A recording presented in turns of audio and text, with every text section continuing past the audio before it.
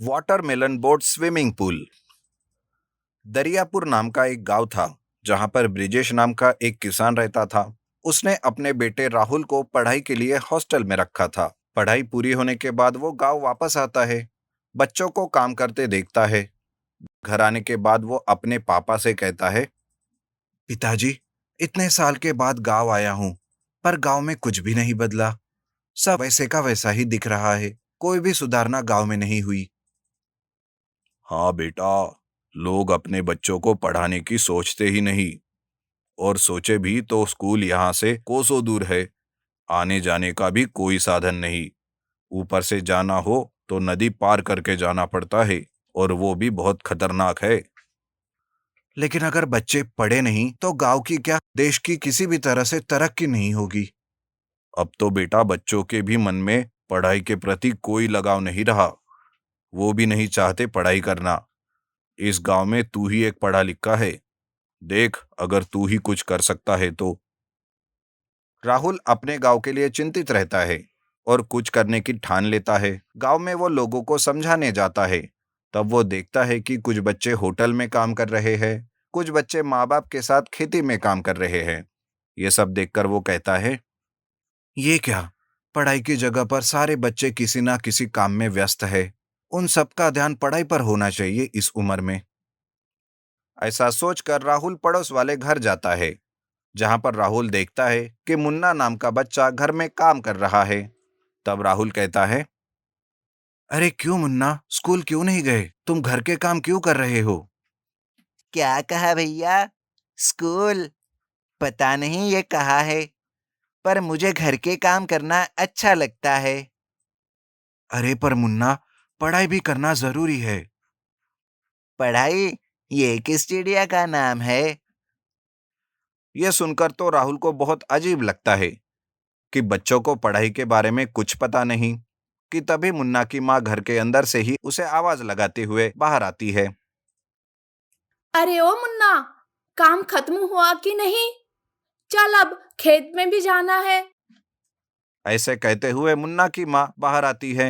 तब राहुल कहता है, अरे चाची जी, आप मुन्ना को स्कूल क्यों नहीं भेजते पढ़ाई करने के लिए?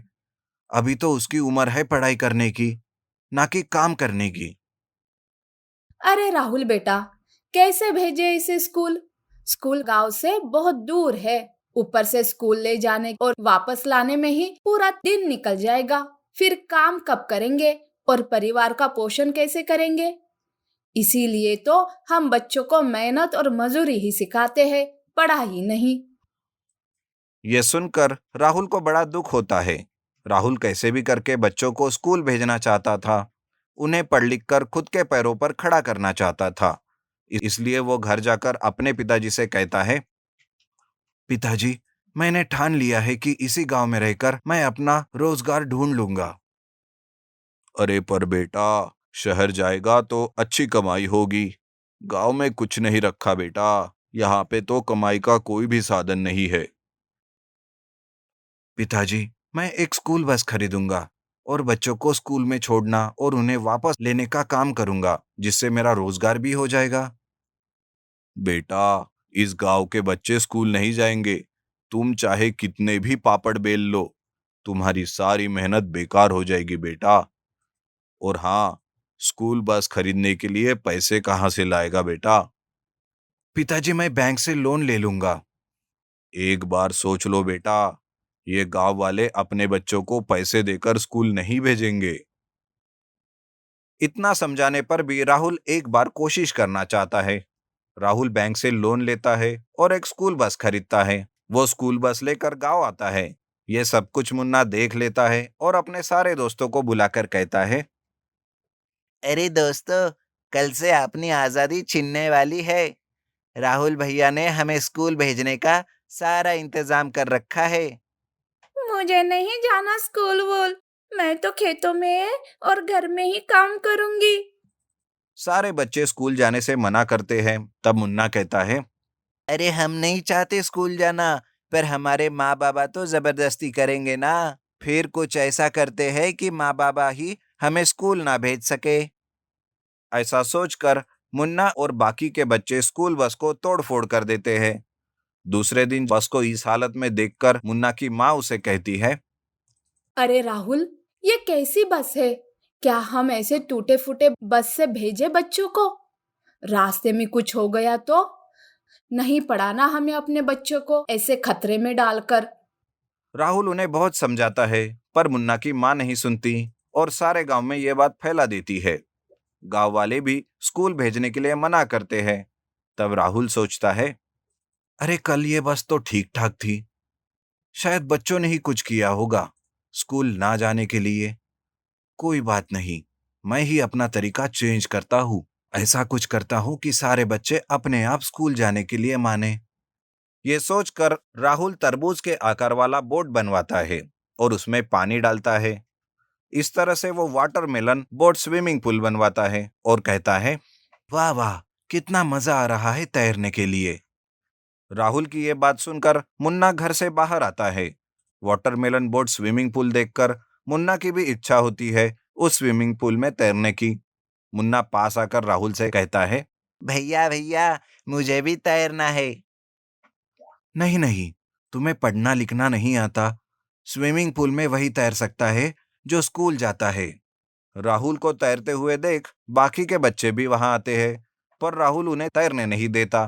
तब सारे बच्चे आपस में बात करते हैं और मुन्ना कहता है, सुनो भैया, अगर हम स्कूल जाएंगे तो क्या आप हमें इस स्विमिंग पूल में तैरने दोगे? हाँ हाँ बिल्कुल, लेकिन आप सबको वादा करना पड़ेगा कि आप मन लगाकर पढ़ाई करोगे। ये कहने के बाद राहुल से खूब पढ़ाई का वादा करने लगते हैं। फिर सारे बच्चे उस वाटरमेलन बोट स्विमिंग पूल में तैरने लगते हैं और रोज खुशी खुशी स्कूल जाने लगते हैं। इस तरह से राहुल को भी काम मिल गया और उसके भी पैसे मिलने लगे और स्कूल से आने के बाद स्विमिंग पूल में तैरने भी जाते थे। इस तरह से सारे बच्चे पढ़ने लिखने लगते हैं। गांव के सारे लोग भी बहुत खुश हो जाते हैं। उस दिन से गांव में एक भी बच्चा ऐसा नहीं रहता जो स्कूल ना जाता हो। राहुल की तरकीब से गांव की भी तरक्की होती है। ऐसे ही साल बीत जाते हैं। मुन्ना बड़ा होकर एक बड़ा इंजीनियर बनता है। राहुल भैया, आपकी वजह से आज इस गांव का हर एक बच्चा बड़े ओहदे पर नौकरी कर रहा है। आपका बहुत बहुत शुक्रिया भैया। आपकी वजह से हमारी जिंदगी में बदलाव आया है। बच्चे बड़े होकर राहुल का सत्कार करते हैं। राहुल की वाटरमेलन बोट स्विमिंग पूल बहुत फेमस हो जाती है और जो कोई स्कूल जाने से मना करता है, एक बार वो वाटरमेलन बोट स्विमिंग पूल उसे दिखाते ही है। इस तरह से स्कूल जाने के लिए बच्चे भी तैयार हो जाते हैं। Underground water slide house. Sundargarh नाम का एक गांव था जहां पर सांबा नाम का एक चोर था। वो हमेशा चोरी करता, लेकिन पुलिस के हाथ कभी नहीं लगता और ना ही वो कोई सबूत छोड़ता, जिस वजह से पुलिस सिर्फ उस पर शक करती लेकिन कभी गिरफ्तार नहीं कर सकती। एक बार सांबा बैंक में जाकर चोरी करता है और सारा चोरी किया माल लेकर वो गायब हो जाता है। पुलिस सांबा के पास जाकर बात करती है, सांबा, सच सच बता, चोरी किया हुआ रुपया तूने कहाँ पर रखा है? अगर आपको मुझ पर इतना ही शक है तो जाओ घर के अंदर और ढूंढ लो। बेवजह मेरा टाइम खराब मत करो। ठीक है बेटा, बहुत मस्ती चढ़ी है तुझे। एक ना एक दिन तो निकालूंगा तेरी ये मस्ती। हाँ हाँ साहब, जब आप बोलो जहाँ बोलो, हाजिर हो जाऊंगा। ऐसा कहकर सांबा मन ही मन में मुस्कुराता है और पुलिस वहां से चली जाती है। उसी गांव में रामलाल नाम का एक धनिक आदमी रहता है। वो बड़ा ही दयालु आदमी था। अगर कोई उसके पास मदद मांगने जाता तो वो खुले हाथों से उसकी मदद करता। उसका एक रवि नाम का दोस्त था जो उस पर बहुत जलता था। एक बार रवि रामलाल से कहता है, अरे ये क्या रामलाल, तुम आखिर इतनी खैरात क्यों बांटते हो? अरे रवि, जितना बांटूंगा उतना ही वापस भी आएगा ना, तुम नहीं समझोगे, तेरे पास है कहाँ। ये सुनकर रवि को रामलाल पर बहुत गुस्सा आता है और वो मन में ही कहता है, देखना रामलाल, एक दिन तेरा ये सारा धन मैं कैसे गायब करता हूँ। ऐसा सोचकर वो सांबा से मिलता है और उसके साथ एक प्लान करता है। सांबा भी रवि की सारी बात मान लेता है और मौका देखकर एक दिन सांबा रामलाल के यहाँ चोरी करता है और सारा धन लेकर वो रवि को दूसरे दिन गांव के तालाब के पास आने के लिए कहता है। रवि वहां आकर कहता है, अरे सांबा, मुझे यहाँ पर क्यों बुलाया? अरे भाई, तू अभी मेरा पार्टनर है तो तुझे मेरे ठिकाने के बारे में पता होना चाहिए ना। अरे लेकिन यहाँ इस तालाब के पास ही क्यों? अरे वही तो बता रहा हूँ। वो देखो, वो स्लाइडर देख रहे हो तालाब में, वो सीधा तालाब के अंदर जाता है और वहीं पर है मेरा सीक्रेट अंडरग्राउंड वाटर हाउस, जहाँ पर मैंने अपना सारा चोरी किया हुआ माल छुपा कर रखा है। अच्छा अच्छा, तो ये बात है, चलो फिर चलते हैं। यह कहकर सांबा और रवि दोनों एयर पंप लगाते हैं और उस स्लाइडर से अंडरग्राउंड वाटर हाउस में जाते हैं। उस अंडरग्राउंड वाटर हाउस में जाकर रवि एकदम चौंक जाता है। वहां पर सांबा ने चुराया हुआ ढेर सारा रुपया होता है। इधर पुलिस के पास रामलाल जाकर कंप्लेंट करता है कि उसके घर में चोरी हो गई है। पुलिस को तब भी सांबा पर ही शक होता है। पुलिस अपने काम में लगती है। वो उस दिन और रात में रामलाल के घर जितने फोन आते हैं और वहां से किए जाते हैं उनको ट्रैक करने की कोशिश करते हैं, लेकिन कोई भी संदिग्ध नहीं मिलता। सिर्फ रामलाल के दोस्त रवि के ही फोन के सिग्नल एक तालाब के पास मिलते हैं, जिस वजह से पुलिस रामलाल से पूछती है। देखिए रामलाल जी, किसी भी संदिग्ध आदमी का फोन ट्रैक नहीं हुआ। सिर्फ एक रवि नाम के आदमी का ही फोन गांव के तालाब के पास ट्रैक हुआ है। क्या आप इस बारे में कुछ बता सकते हैं? जी वो तो मेरा दोस्त है, लेकिन कुछ दिनों से मेरे दान करने की वजह से मुझ पर काफी नाराज था। पूछ रहा था कि सारा रुपया ऐसे दान क्यों करते हो। यह सुनकर पुलिस थोड़ी सक्रिय हो जाती है और जहां रवि के फोन का सिग्नल मिलता है उस तालाब के पास जाकर देखते हैं, लेकिन छानबीन करने के बाद भी उन्हें कुछ नहीं मिलता। फिर उस दिन के बाद पुलिस रवि के फोन पर निगरानी रखती है। वो कहाँ जाता है, किससे मिलता है, कहाँ मिलता है। तभी एक दिन रवि सांबा से फोन पर बात करता है और ये बात पुलिस को पता चलती है। पुलिस को शक होता है कि जरूर रवि का सांबा से कोई संबंध है। पुलिस उसे पकड़ती है। बताओ रवि, तेरा और सांबा का क्या चल रहा है? कुछ नहीं साहब, आप किस सांबा की बात कर रहे हो? यह सुनकर पुलिस रवि को खूब पीटती है, जिस वजह से रवि उन्हें सब कुछ बता देता है। पुलिस जल्दी से उस तालाब के पास जाती है और एक आदमी को एयर पंप पहनाकर उस तालाब में स्लाइडर से नीचे भेजती है और उन्हें अंडरग्राउंड में एक वाटर हाउस मिल जाता है, जहां पर सांबा ने सारा रुपया छुपा कर रखा होता है। इस बात पर पुलिस सांबा को पकड़ लेती है और सारा जब्त किया हुआ रुपया उन्हें वापस कर दिया जाता है और सांबा को जेल भेजते हैं।